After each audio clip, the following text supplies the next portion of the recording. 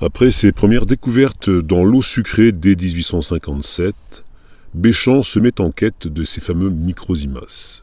Il en retrouve fossilisés mais toujours vivants et capables de se réactiver dans certaines roches calcaires qui ont plus de 12,5 millions d'années, dans certaines eaux minérales, dans l'air et dans divers autres milieux comme la poussière de l'air. Je cite.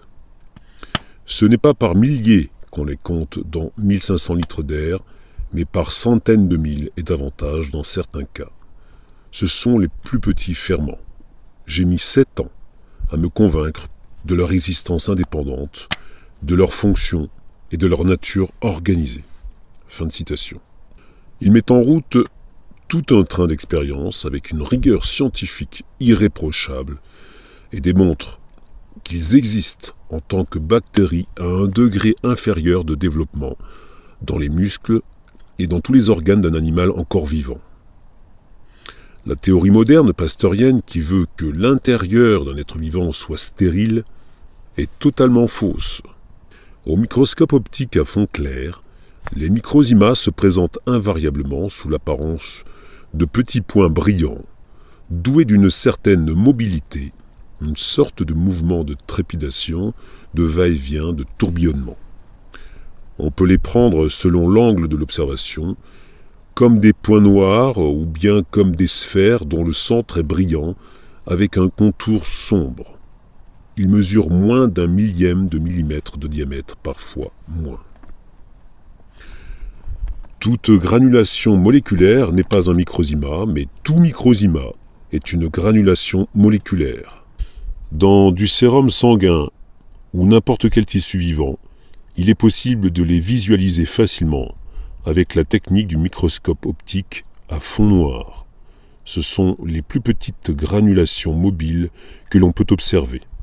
Il faut cependant éviter de les confondre avec les kilomicrons, qui sont des particules de graisse présentes dans le sang pendant les 3 heures qui suivent l'ingestion de corps gras. Ces kilomicrons sont plus volumineux que les microzymas. Le professeur Béchamp ne se targue pas d'avoir découvert donc ces granulations moléculaires, mais d'avoir démontré 1. Que certaines d'entre elles, les microzymas, sont des ferments d'une rare puissance, et par suite qu'elles sont organisées dans le sens de la structure. 2. Elles possèdent une fonction de nutrition en vertu de laquelle elles opèrent des transformations profondes de la matière fermentescible, d'où naissent l'alcool, l'acide acétique et dans certaines circonstances, l'acide lactique, l'acide butyrique et d'autres produits plus ou moins nombreux. Cet alcool, ces acides, etc. sont dits produits de la fermentation. En réalité, ils sont des produits de désassimilation. Ce sont des sous-produits et non pas des déchets. 3. Qu'elles peuvent, dans des conditions déterminées, bioélectroniques, nutriments, vitamines, évoluer physiologiquement pour engendrer d'autres organismes, par exemple des bactéries. 4. Qu'elles peuvent construire des cellules dans certaines conditions. Je cite. Les microzymas sont facteurs, c'est-à-dire bâtisseurs de cellules. De proche en proche, ce sont eux qui sont chargés de construire l'être organisé que nous appelons un animal ou un végétal.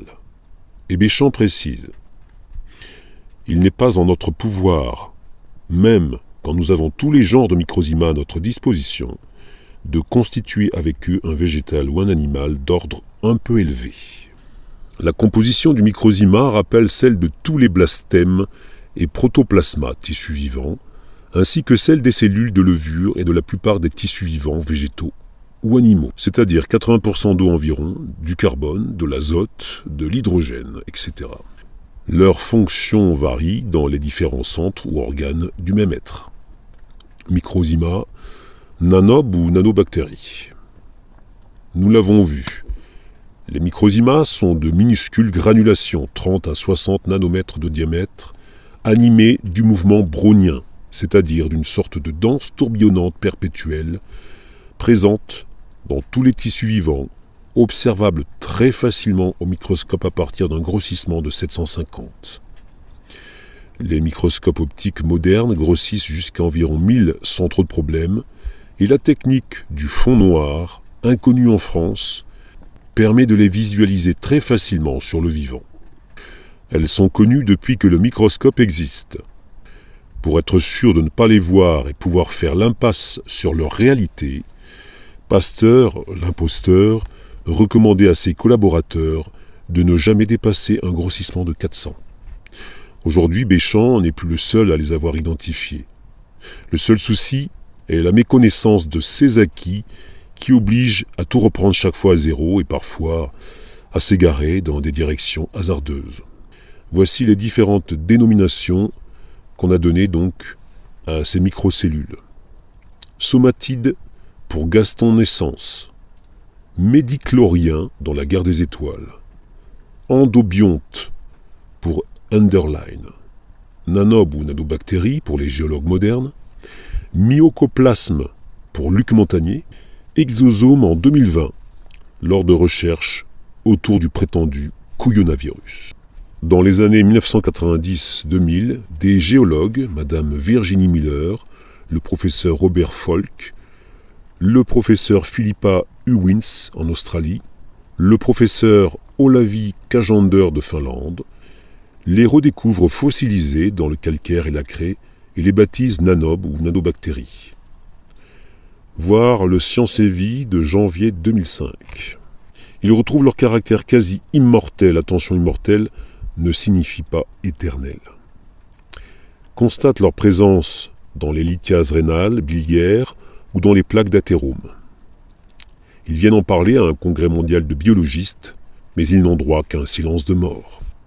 Avec la microscopie électronique, l'équipe de Philippa Ewins, en Australie, a pu confirmer que le microsima apparaît comme une microcellule mesurant entre 30 et 60 nanomètres de diamètre. Cette microcellule est limitée par une membrane, elle réagit positivement au réactif ADN, et surtout, elle contient un cristal de silicium.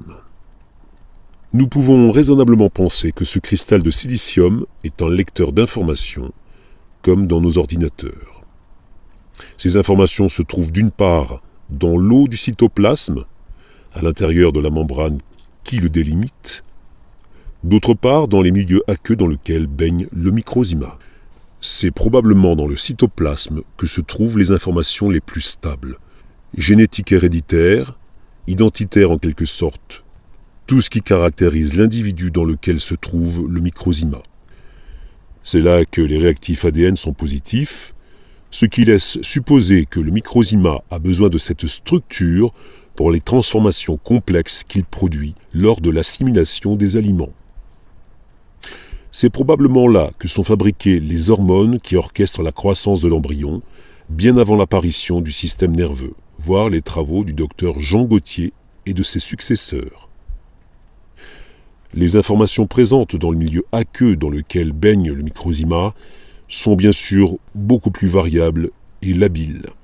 Constantes bioélectroniques, ondes électromagnétiques, médiateurs chimiques, neurotransmetteurs, hormones diverses, nutriments, médicaments et pesticides divers, et aussi sans doute des informations plus subtiles, psychiques, comme la souffrance des animaux et des végétaux martyrisés et objetisés que nous consommons.